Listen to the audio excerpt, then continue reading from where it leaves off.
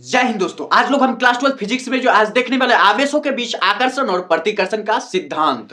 तो गौर से देखिएगा वीडियो को और ध्यान से देखिएगा और पूरा देखिएगा, क्योंकि इसमें जो मैं पहले समझाऊंगा उसके बाद प्रैक्टिकल भी दिखाऊंगा कि किस तरह से आवेश जो है आकर्षण प्रतिकर्षण के नियम को फॉलो करते हैं। तो प्रैक्टिकल भी जरूर देखिएगा तो आपको आसानी से समझ में आ जाएगा। तो सबसे पहले हम थियोरेटिकली जो समझ लेते हैं।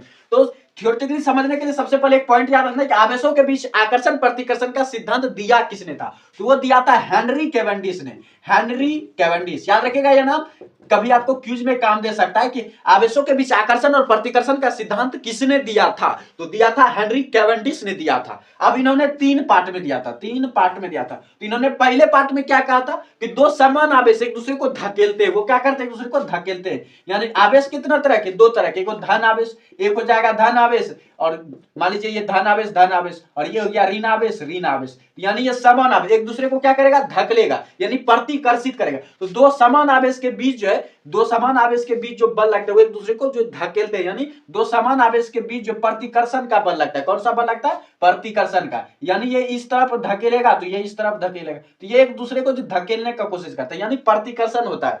दो समान आवेशों के बीच जो प्रतिकर्षण होता है, दो समान आवेशों के बीच प्रतिकर्षण होता है, या दूसरी भाषा में बोल सकते हैं दो समान आवेशों के बीच प्रतिकर्षण बल लगता है। तो दो समान आवेशों के बीच प्रतिकर्षण होता है। अब वहीं पर हो जाएगा उल्टा विपरीत आवेश कि यहां पर प्लस है और यहां पर माइनस है, और यहां पर माइनस है तो यहां पर प्लस है, तो ये विपरीत आवेश हो गया। तो विपरीत आवेश में आकर्षण होता है, दो विपरीत आवेशों के बीच आकर्षण होता है, दो विपरीत आवेशों के बीच आकर्षण होता है, यानी दो विपरीत आवेश एक दूसरे को खींचते हैं, अपनी ओर खींचते हैं। तो ये दोनों जो एक दूसरे को खींचेंगे, दोनों क्या करेंगे, एक दूसरे को खींचेंगे। ये एक दूसरे को देखिए खींच रहे, ये भी इधर ही जा रहा है जिधर ये आ रहा है, यानी दोनों एक ही जो जगह पर दोनों आने की कोशिश करें, यानी ये भी इसी दिशा में आ रहा है और ये भी इसी दिशा में। तो इसी तरह से ये भी जो है अपनी अपनी दिशा जो है एक दूसरे के पास आने की कोशिश करता है, यानी यहां पर आकर्षण हो रहा है। तो दो विपरीत आवेशों के बीच आकर्षण होता है। और तीसरा क्या है कि कोई अगर आप आवेशित वस्तु ले जा रहे हैं, मान लीजिए ये आवेशित वस्तु नहीं है, यह है अनावेशित वस्तु। ये कौन सी वस्तु है, अनावेशित वस्तु। और इसके सामने में आप कोई आवेशित वस्तु ले जाते हैं और इसको जो आप किसी टच करा देते हैं, मान लीजिए ये टच कर गया आवेशित वस्तु,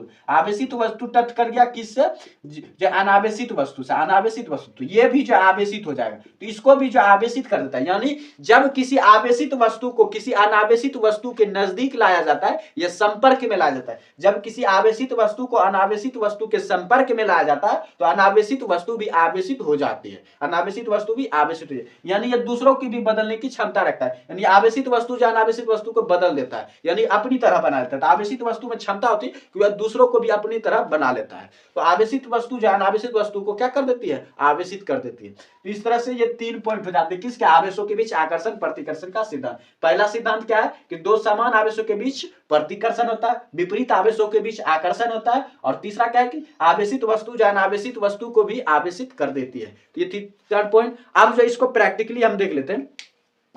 तो देखिए प्रैक्टिकली ये आप चेस बोर्ड देख रहे हैं, ये जो आप चेस बोर्ड देख रहे हैं ये कोई मामूली चेस बोर्ड नहीं बल्कि ये लोहा का चेस बोर्ड है। और यहाँ पर ये जो आप ये प्लास्टिक का इसका जो गोटी देख रहे हैं ये राजा है, ये क्या है, राजा। तो राजा है, तो यहाँ पर देख रहे हैं ये प्लास्टिक का है, लेकिन इसके जो निचले वाला सतह है इस पर जो चुंबक लगा हुआ है, ये जो चुंबकीय पदार्थ है इसके ऊपर, तो ये जैसे हम इसको रखेंगे तो ये चिपक गया, ये चिपक गया। देखिए ये यहाँ पर चिपक गया। तो चिपक क्यों गया, क्योंकि जो दोनों इस पर जो आवेश है, इसके चुंबक सतह पर जो आवेश और ये जो आवेश है यहाँ पर लोहा पर, ये जो लोहा है इस पर जो आवेश है, दोनों जो एक दूसरे को आकर्षित कर लिए, दोनों क्या कर लिए, आकर्षित कर लिए, दोनों एक दूसरे को आकर्षित कर लिए, क्योंकि दोनों पर विपरीत आवेश उत्पन्न हो जा रहे हैं। तो दोनों जो विपरीत आवेश एक दूसरे को आकर्षित कर लिए, इसलिए चिपक गया। यहीं पर हम दूसरा जो पॉइंट दिखाते हैं आपको कि समान आवेश एक दूसरे को प्रतिकर्षित कैसे करते थे। देखिए यहाँ पर ये सट नहीं रहा, यहाँ पर भी देखिए इसके सतह पर चुंबकीय पदार्थ है, इसके सतह पर भी चुंबकीय पदार्थ, लेकिन फिर भी ये दोनों चिपक नहीं रहा, क्योंकि दोनों पर एक ही आवेश है, दोनों पर जो समान आवेश है। तो देखिए ये देखिए खुद ही जो डांस कर रहा है, देखिए ये देखिए डांस कर रहा है, ये देखिए डांस कर रहा है। तो इस तरह से ये एक दूसरे को धकेल रहे हैं, क्योंकि दोनों पर समान आवेश है, दोनों पर समान आवेश। अब तीसरा देखिए, आवेशित वस्तु क्यों अनावेशित वस्तु का आवेशित कर देती है। इस पर कोई आवेश नहीं, ये लोहा है लेकिन इस पर कोई आवेशित वस्तु नहीं है, ये आवेशित नहीं है। लेकिन जब ये जो चुंबकीय पदार्थ ये आवेशित है, इस पर आवेश, जब इसको हम इसके नजदीक लाते हैं, इसको नजदीक लाते हैं तो लोहा पर भी जो आवेश उत्पन्न हो जाते हैं। तो ये क्या है कि ये इसको आवेशित कर देती है, और आवेशित होने के कारण दोनों पर विपरीत आवेश उत्पन्न हो जाते हैं और दोनों एक दूसरे को चिपक लेते हैं। यानी ये पहले इसको आवेशित करता है, ये जो है पहले इसको आवेशित करता है, ये पहले इसको आवेशित करता है और फिर इस आकर्षण के सिद्धांत से चिपक जाता है। जाता है। तो इस तरह से हो जाता है अनावेशित वस्तु जो आवेशित वस्तु के संपर्क में आने पर जो आवेशित हो जाती है। तो ये 3 पॉइंट्स हैं जो आप प्रैक्टिकली भी समझ गए और थ्योरेटिकली भी समझ गए। तो आपको याद रखनी बहुत जरूरी है, तो समझना जरूरी था, याद रखना तो आप जितना समझेंगे याद रखने की जरूरत नहीं पड़ेगी।